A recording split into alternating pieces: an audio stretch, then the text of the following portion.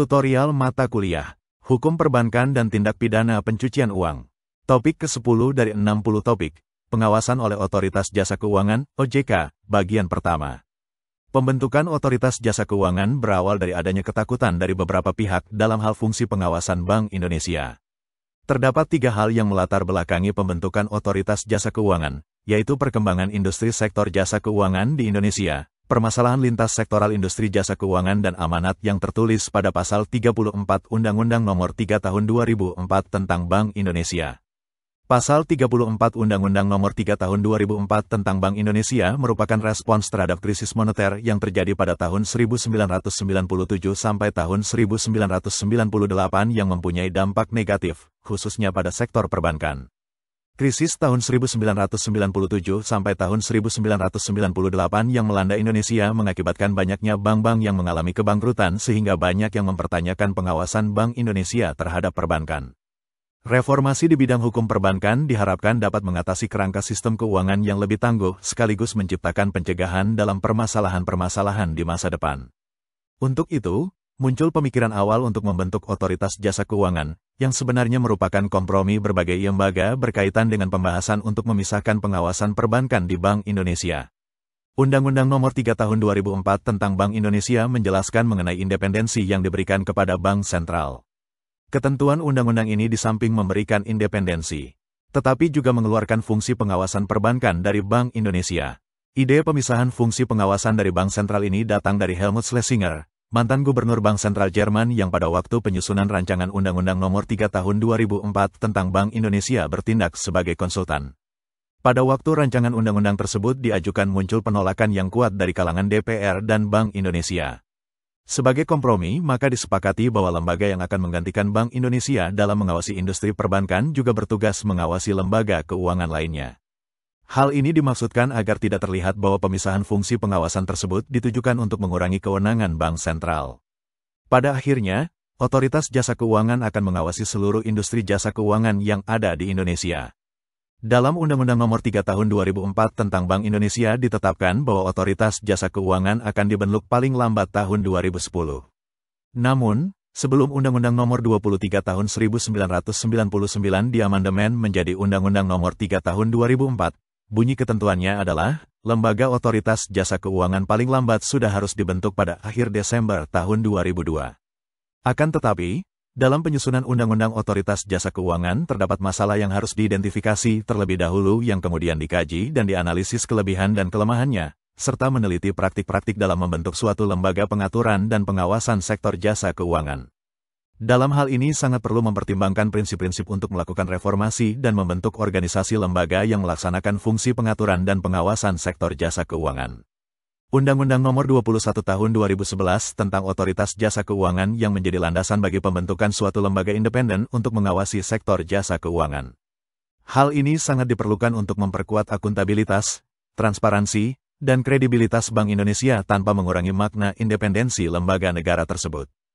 Dalam menjalankan tugasnya, lembaga Otoritas Jasa Keuangan ini berkoordinasi dengan Bank Indonesia selaku Bank Sentral. Lembaga tersebut sangat berkaitan erat dengan Bank Indonesia dalam pengawasan bank terutama mengenai data makro yang diperlukan. Pembentukan Otoritas Jasa Keuangan, OJK, dalam bidang pengaturan dan pengawasan lembaga jasa keuangan tentu akan berdampak bagi Bank Indonesia. Undang-Undang Nomor 21 Tahun 2011 tersebut telah mengurangi fungsi dan tugas Bank Indonesia terutama yang menyangkut pengaturan dan pengawasan perbankan, sehingga diharapkan Bank Indonesia dapat lebih fokus untuk melaksanakan kebijakan moneter dan sistem pembayaran. Pengawasan yang dilakukan Bank Indonesia terhadap bank dapat berupa pengawasan langsung, yaitu berbentuk pemeriksaan yang disusul dengan tindakan-tindakan perbaikan. Selain itu dapat pula dilaksanakan berupa pengawasan tidak langsung, yaitu suatu bentuk pengawasan dini melalui penelitian analisis dan evaluasi laporan bank. Dalam rangka pengawasan yang dilakukannya, Bank Indonesia dapat menjalankan pemeriksaan secara berkala sekurang-kurangnya 1 tahun sekali untuk setiap bank. Di samping itu, pemeriksaan langsung dapat dilakukan secara insidental setiap waktu apabila diperlukan untuk meyakinkan hasil pengawasan tidak langsung dan apabila terdapat indikasi adanya penyimpangan. Tugas pengawasan perbankan ini selanjutnya akan diserahkan kepada lembaga Otoritas Jasa Keuangan. Agar terdapat pengawasan yang integral atas kegiatan mikroprudensial perbankan yang akan dilaksanakan OJK, maka yang dialihkan bukan hanya fungsi dan tugas pengawasannya, tetapi mencakup pengaturan, pemberian izin, dan pengawasan atas mikroprudensial perbankan. Tugas dan wewenang OJK dalam hal pengaturan dan pengawasan perbankan hanya berkaitan dengan aspek mikroprudensial seperti kelembagaan, kegiatan usaha, dan penilaian tingkat kesehatan. Sedangkan aspek makroprudensial berkaitan dengan kebijakan moneter dan sistem pembayaran seperti ketentuan tentang giro wajib minimum, GWM, ketentuan devisa, operasi pasar terbuka, OPT, dan laporan-laporan serta pemeriksaan yang terkait dengan pelaksanaan tugas di bidang moneter dan sistem pembayaran merupakan kewenangan dari Bank Indonesia. Lembaga OJK tersebut kewenangannya tidak terbatas mengawasi bidang perbankan saja, tetapi juga mengawasi perusahaan-perusahaan sektor jasa keuangan lainnya yang meliputi asuransi, dana pensiun, sekuritas, modal ventura, dan perusahaan pembiayaan, serta badan-badan lain yang menyelenggarakan pengelolaan dana masyarakat. Dengan demikian pengaturan dan pengawasan keseluruhan kegiatan jasa keuangan diharapkan akan lebih terpadu. Menurut UU OJK, lembaga tersebut adalah lembaga pemerintah yang dibentuk untuk melakukan pengaturan dan pengawasan pengelolaan kegiatan bidang jasa keuangan. Kemudian dalam pasal 94 ayat 3 UU OJK disebutkan bahwa 1. Wewenang BI sehubungan dengan pengaturan dan pengawasan bank sebagaimana dimaksud dalam pasal 8 huruf C, pasal 24 sampai dengan pasal 33 Undang-Undang Nomor 23 Tahun 1999 tentang Bank Indonesia dan sebagaimana dimaksud dalam perubahannya menjadi wewenang OJK.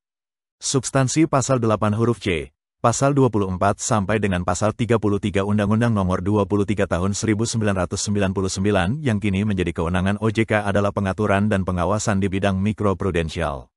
2. Kewajiban untuk menyampaikan laporan, informasi, atau dokumen kepada Bank Indonesia sebagaimana diatur dalam Undang-Undang Nomor 23 Tahun 1999 tentang Bank Indonesia dan sebagaimana dimaksud dalam perubahannya, menjadi kewajiban untuk menyampaikan laporan, informasi, atau dokumen kepada OJK. Seperti telah disebutkan sebelumnya, sebelum diberlakukannya Undang-Undang Otoritas Jasa Keuangan, fungsi dan tugas pengawasan perbankan seluruhnya berada di tangan Bank Indonesia.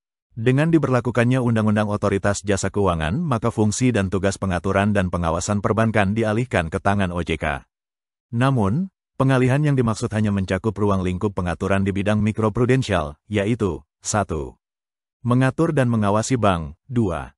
Menetapkan peraturan, memberikan dan mencabut izin atas kelembagaan dan kegiatan usaha tertentu dari bank, melaksanakan pengawasan bank dan mengenakan sanksi terhadap bank sesuai dengan peraturan perundang-undangan yang berlaku. 3.